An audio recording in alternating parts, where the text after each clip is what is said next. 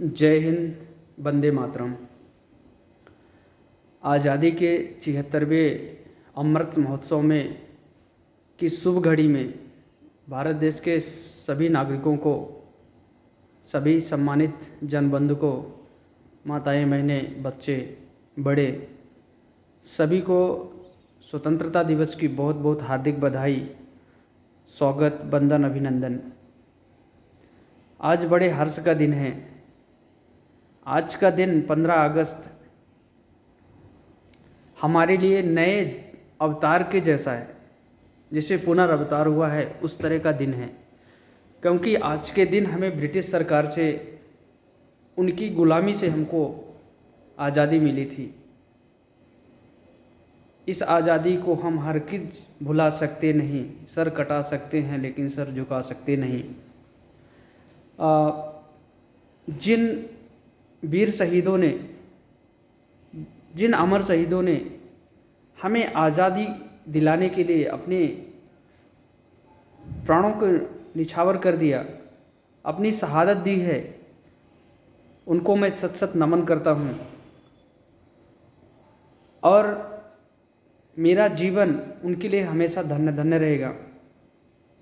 हमेशा उनकी पूजा, हमारे दिल में उनके लिए प्रेम स्नेह हमेशा बना रहेगा। आज़ादी एक ऐसा शब्द है कि जिसको सुनने के बाद दिल में एक सुकून सा लगता है, एक खुशी की लहर उठती है। और आज़ादी है तो हम अपना गर्व से सिर ऊपर, सीना चौड़ा कर सकते हैं कि आई एम फ्रीडम, मुझे आज़ादी है। आज़ादी के विषय में कुछ मैं चर्चा करना चाहता हूँ, कुछ प्रकाश डालना चाहता हूँ। हालांकि भारत देश के समस्त नागरिकों को यह विदित है कि हमको आज़ादी कैसे मिली। कुछ लोग आज से 1600 ईस्वी में ईस्ट इंडिया कंपनी के लोग, ब्रिटिश सरकार के लोग हमारे भारत देश में मसाले का व्यापार करने आते हैं, कुछ लोग। लेकिन हमारे भारत देश की संप्रभुता देखिए, दयालुता देखिए कि उनका स्वागत किया, उनका वंदन किया, उनको रहने के लिए अपने भारत देश में जगह दी, उनको व्यापार करने के लिए जगह दी। और एक कहावत है ना अपने हिंदुस्तान में कि अगर सांप को हम दूध पिलाएंगे तो कहीं ना कहीं अपने को ही डसता है। वैसा ही हुआ। अंग्रेज़ों ने हमारे भारत देश में धीरे धीरे कब्जा करना चालू कर दिया। हमारे पूर्वजों के ऊपर बहुत अत्याचार की, बहुत क्रूरता किया। हमारी बहन बेटियों के साथ, माताओं के साथ बहुत क्रूरता किया, अभद्र व्यवहार किया। बहुत ही दुख भरे दिन थे वो, जब हम ब्रिटिश के गुलाम थे। बहुत कष्ट भरे दिन थे जब हम ब्रिटिश के गुलाम थे। The rising of Mangal Pandey, बहुत बहुत शुक्रगुजार हूँ उनका मैं। सन 1857 में पहली स्वतंत्रता की क्रांति प्रारंभ हुई थी। इसके बाद लोगों के मन में लगा कि हाँ, ये हमारे ऊपर अत्याचार कर रहे हैं, इनसे हमको आज़ादी मिलनी चाहिए। बहुत सारे सेनानी आए, बहुत सारे लोगों ने अपने प्राण का निछावर करके हमें आज़ाद करवाया। उदाहरण के लिए मैं बोलना चाहूँ तो शहीद आजम भगत सिंह एक छोटी सी उम्र में, आपको याद होगा कि जनरल डायर ने एक जलियांवाला बाग हत्याकांड करवाया था। उस हत्याकांड से, उस जलियांवाले बाग के कांड से उनके मन की आत्मा को झंझोक करके रख दिया कि ये कुछ लोग हमारे देश में आए थे व्यापार करने और हमारे ही लोगों को, निहत्थे लोगों को मार रहे हैं। वो 12 साल की उम्र में स्वतंत्रता सेनानी बन गए और देश की आज़ादी के लिए लड़ते लड़ते वो शहीद हो गए। ब्रिटिश सरकार ने उनको फांसी पे लटका दिया। ऐसे बहुत सारे सेनानी हैं, लाला लाजपत राय, सुभाष चंद्र बोस, बहुत सारे नेताओं ने हमारे भारत देश के लिए शहादत दी है। बहुत बहुत शुक्रगुजार हूँ उनका कि उन्होंने यह सोच के आज़ादी दिलाई हमको कि हमारे जो आने वाले वंशज है उनको एक अच्छी फ्रीडम मिल सके, जिससे भारत देश के सभी लोग संप्रभुता से रहें। एक धर्मनिरपेक्ष राष्ट्र का निर्माण होगा जिसमें सभी वर्ग के लोग, हिंदू, मुस्लिम, सिख, ईसाई, सभी लोग मिल बांट के एक दूसरे के साथ रहें।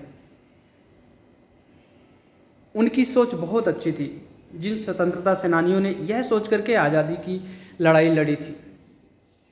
थोड़ा सा मैं प्रकाश डालने की कोशिश करूंगा, लेकिन जो वर्तमान स्थिति भारत देश की है, उस स्थिति को देखते हुए मुझे नहीं लगता है कि जिन शहीदों ने अपनी शहादत दी थी कि हमारा भारत देश आगे आने वाले टाइम पे सब लोग, सभी समुदाय के लोग एक साथ बैठेंगे, उठेंगे, एक साथ मिलकर के कार्यक्रम सेलिब्रेट करेंगे, सब लोग संप्रभुता से रहेंगे। लेकिन अभी जो वर्तमान स्थिति है भारत देश की,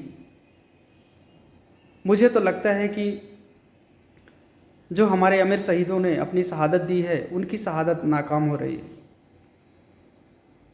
कहीं ना कहीं हमारे भारत देश में सामाजिक बुराइयाँ, हम आज़ाद हो गए, अंग्रेज तो चले गए, लेकिन हमारे भारत देश में भी अभी कुछ अंग्रेज़ों की नस्ल के लोग हैं जो भारत देश में असामाजिकता फैलाते हैं, धर्म अधर्म का पाखंड फैला रहे हैं। मैं किसी धर्म विशेष की बुराई नहीं कर रहा हूँ, लेकिन ये हकीकत है कि आज भी हमारा भारत देश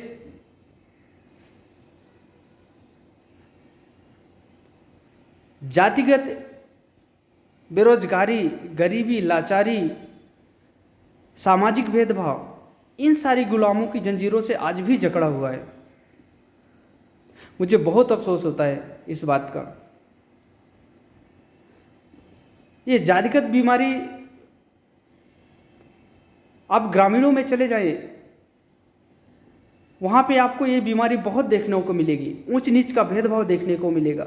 कुछ समाज के ठेकेदार हैं जो अपने आप को बड़ा मानते हैं कि मैं बड़ा हूँ, तुम छोटे हो, ये सारी चीज़ें। तो मुझे तो नहीं लगता कि हमारा भारत देश अभी तक आज़ाद हुआ है इस मायने पर, क्योंकि जब तक ये बीमारियां रहेंगी अपने समाज में जब तक ये भेदभाव रहेगा, ऊंच नीच रहेगा, गरीबी, लाचारी, बीमारी, हमारा भारत देश कहाँ आज़ाद है। हर वर्ष हम स्वतंत्रता दिवस सेलिब्रेट करते हैं। बड़े बड़े नेता, मंत्री, विधायक मंच में आएंगे, अपनी स्पीच देंगे, देशभक्ति दिखाएंगे कि हम भारत देश के लिए कितने देशभक्त हैं।